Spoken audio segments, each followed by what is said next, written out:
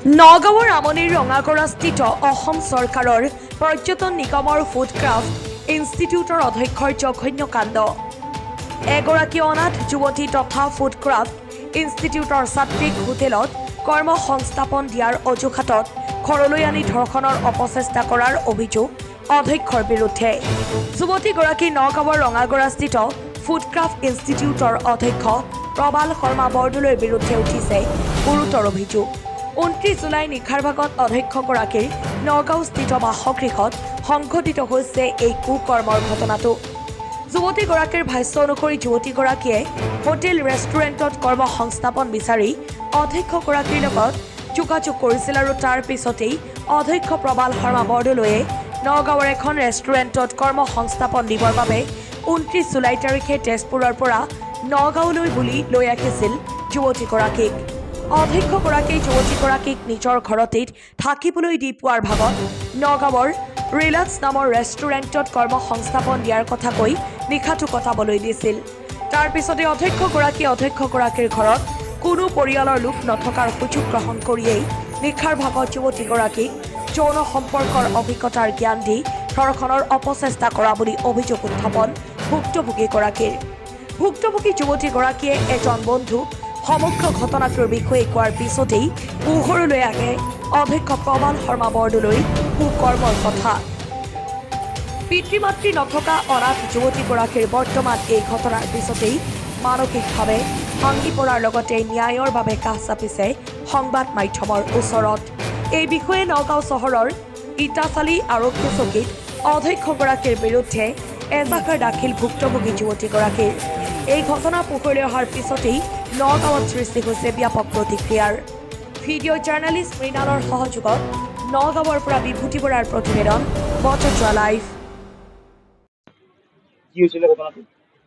মই কাম বিচাৰি কেনে প্ৰিন্সিপালক কল কৰিছিলো, মোক হেল্প লাগে বুলি।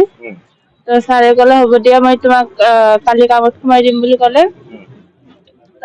ছাৰে ক'লে তুমি মোৰ তাতে আজি আহিব পাৰিবা নেকি?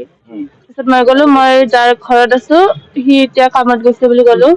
কি কাম বিচাৰিছিলা তুমি? মই হোটেল মেনেজমেণ্টৰ কাম বিচাৰিছিলো। হোটেলত কাম বিচাৰি অহা হৈছিলে?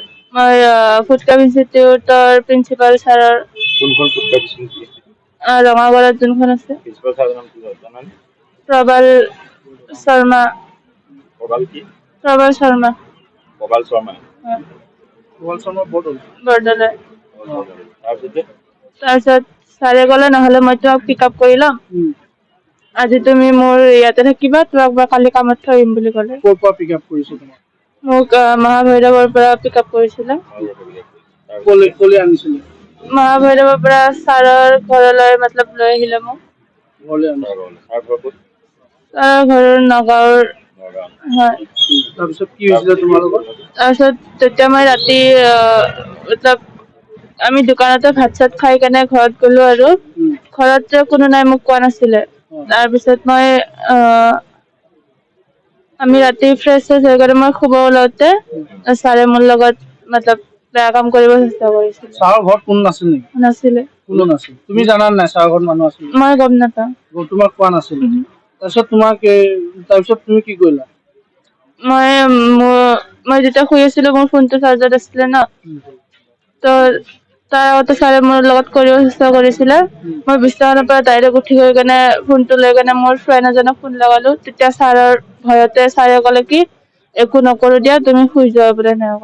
ছাৰে আৰু বেলেগ কিবা কৈছে নেকি তোমাক? কিবা আৰু ইংগিত দিছিলে নেকি?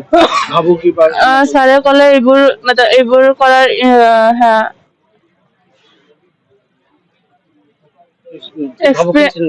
এক্সপিৰিয়েঞ্চ নাই নেকি বুলি ক'লে। তাৰপিছত মই ক'লো এইবোৰ নাই মোৰ, এইগুলা মই কাৰো লগত কৰি অহা নাই আৰু মোৰ এইবিলাক এক্সপিৰিয়েঞ্চ নাই বুলি কৈছিলো। তুমি ছাৰৰ লগত চিনাকি কেনেকে হৈছিলা? মই নগাঁৱত ট্ৰেইনিং যেতিয়া কৰিছিলো তেতিয়াই চিনাকি। কিমান দিনৰ আগত তুমি ট্ৰেইনিং কৰিছিলা? মই 24 চনত ছেপ্টেম্বৰ মাহৰ ট্ৰেইনিং মই জইন কৰিছিলো। আৰক্ষী কাৰ্ড ছপা হৈছে নেকি? আৰক্ষী কাৰ্ড ছপা হৈছে এতিয়া? তুমি আৰক্ষীৰ ওচৰত আহিছা? হয়, হেল্প বিচাৰি কেনে। 29 জুলাইৰ ঘটনা আছিলে।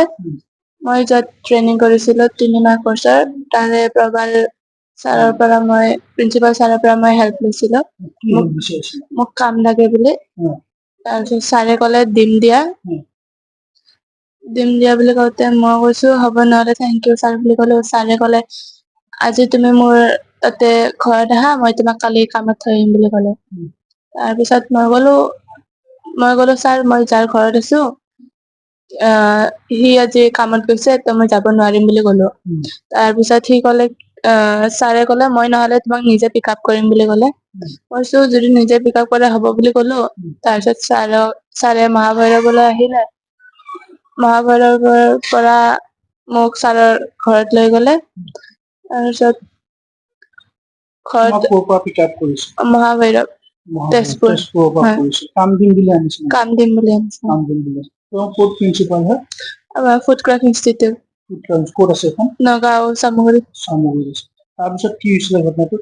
তুমি ছাৰৰ ঘটনাটোত লগত আহিলা? হয় আহিলো। উম, তাৰপিছত ৰাতি ফ্ৰেছ হৈ কেনে ভাত চাত খাই কেনে ঘৰত গ'লো। ঘৰত যাই কেনে ফ্ৰেছ হৈ কেনে মই যেতিয়া শুব ওলালো তাৰপিছত ছাৰেও শুলে। ছাৰে তাৰপিছত মোৰ লগত মতলব টাচ কৰিব চেষ্টা কৰিলে আৰু মোৰ লগত বেয়া ব্যৱহাৰ কৰিলে। অ, ক'ত ছাৰৰ ঘৰত? ছাৰৰ ঘৰত ছাৰৰ ঘৰত কোনো নাছিল? ছাৰৰ ঘৰত ফেমিলি নাছিলে। ফেমিলি নাছিল। ছাৰৰ ঘৰত এনে ফেমিলি আছে নাই? ছাৰৰ এনে ফেমিলি আছে? ছাৰৰ ফেমিলি আছে। সেইদিনাখন আছিল নেকি? সেইদিনাখনে নাছিলে। সেইদিনাখন তুমি গম পোৱা নে সেইদিনাখন ছাৰৰ ফেমিলি আছিল নে নাই? মই গম নাপাওঁ। নোপোৱা? তুমি সুধিছিলা নে ছাৰৰ ফেমিলি? ছাৰৰ নাই। তাৰপিছত ঘৰত যোৱাৰ পিছত ক'লে ছাৰৰ ফেমিলি নাই বুলি। ক'তবা গৈছে চাগৈ। উম, সেইদিনাখন ৰাতি মানে ছাৰৰ ঘৰতে থাকিলা তুমি? ছাৰৰ ঘৰতে থাকিব লাগিব। ছাৰে কি কৰিলে তোমাক? ছাৰে মোক প্ৰথমতে টাচ কৰিব চেষ্টা কৰিলে। উম, তাৰপিছত কিমান সময় মানে? ৰাতি টোপনি মৰাৰ আগত 9টা চাৰে 9টা মান বাজিলে চাগে। উম, তাৰপিছত শুব ওলাওতে ছাৰে মোৰ লগত বেয়া কাম কৰিব চেষ্টা কৰিলে। তাৰপিছত তুমি কি কৰিলা? মই তাৰপিছত মোৰ ফোনটো চাৰ্জত আছিলে। ফোনটো ডাইৰেক্ট লৈ কেনে মই মোৰ ফ্ৰেণ্ড এটাক কল কৰিলো। উম, তাৰপিছত ছাৰে ভয় খালে নেকি। ভয় খোৱাৰ পিছত ছাৰে ক'লে কি মই একো নকৰো দিয়া তোমাৰ লগত, শুই যোৱা বুলি ক'লে। তাৰপিছত ছাৰে শুই গ'লে। মই গোটেই ৰাতি শুৱা নাছিলো উম, ভয়তে। মই শুই যোৱাৰ পিছত ছাৰে কিবা কৰিব নেকি। তাৰপিছত ৰাতিপুৱা ভাগত কি হৈছিলে? ৰাতিপুৱাৰ ভাগত মই গা চা ধুলো। গা চা ধুই কেনে হলত মই চকী এখনত বহি আছিলো। তাৰপিছত সেই কাম তোমাক যি দিম বুলি যে আনিছিলে, ক'ত কাম দিম বুলি আনিছিলে? এখন ৰিলেক্স হোটেল বুলি আছে উম, ক'ত তাতে আছে সেইখন? নগাঁও। হয়। তাৰপিছত তুমি তাত কাম কৰিলা নে? কাম মই ভালকে নকৰিলো। তুমি কি কাম বিচাৰি তুমি তেওঁক ফোন কৰিছিলা বা কেনেকুৱা ধৰণৰ? হোটেল লাইনৰ উম, চাৰ্ভিচৰ। হোটেল লাইনত তুমি কি কাম কৰা? হোটেল লাইনত মই চাৰ্ভিচ কৰো। চাৰ্ভিচ কৰা। তুমি শিকিছা কৰিছো। তাতে কৰিছিলা নেকি? ক'ত? চামগুৰিত? চামগুৰিত মই ফুডৰ শিকিছিলো। উম, মই তেজপুৰত মঞ্জাখনত চাৰ্ভিচৰ কাম কৰিছিলো। এতিয়া তুমি আৰক্ষীৰ লগত যোগাযোগ কৰিছা এইবোৰ ঘটনাটো সম্পৰ্কে? হয় কৰিছো। কৰিছা। কি বিচাৰিছা তুমি? মই এতিয়া ন্যায় এটা বিচাৰিছো যাতে মোক হেল্প কৰে। তোমাক ছাৰে একেবাৰে ভাবুকি দিছিলে নেকি সেইখন সময়ত তোমাক যেতিয়া টাচ কৰিছিলে? ভাবুকি দিছিল নেকি ছাৰে? ছাৰে ক'লে কি তোমাৰ এইবোৰ এক্সপিৰিয়েঞ্চ নাই নেকি বুলি সুধিছিলে। মই কৈছো নাই এইবোৰ মোৰ এক্সপিৰিয়েঞ্চ। তাৰপিছত ছাৰে ক'লে কি কৰিব দিয়া নাই বুলি ক'লে। তাৰপিছত মই কৈছো নাই এইগিলা নহ'ব। উম, তাৰপিছত ছাৰে মোৰ লগত জোৰ জবৰদস্তি কৰিব চেষ্টা কৰিলে কিন্তু নোৱাৰিলে। আৰু কি ছাৰে কিবা ড্ৰিংকছ কৰি আছিল নেকি? ছাৰে স্মক কৰিলে, ড্ৰিংকছৰ কথা ইমান নাজানো। ৰাতিৰ ভিতৰতে? ৰাতিতে। তাৰপিছত ছাৰৰ লগত তোমাৰ কথা পতা হৈছিল নেকি? ছাৰৰ লগত নাই। মই ছাৰক লাষ্ট এটাই দিছিলো কি মই ছাৰৰ ওপৰত একচন ল'ম বুলি কৈছিলো। কৈছিল। তাৰপিছৰ পৰা নাই। এতিয়া তুমি তোমাৰ ঘৰত কোন কোন আছে? মোৰ ঘৰত এতিয়া আগে পিছে এতিয়া কোনো নাই। তোমাৰ মা দেউতা মা দেউতা নাই। তোমাৰ এনে অৰিজিনেল ঘৰ ক'ত আছে? অৰিজিনেল ঘৰ মোৰ ৰঙিয়াত আছে।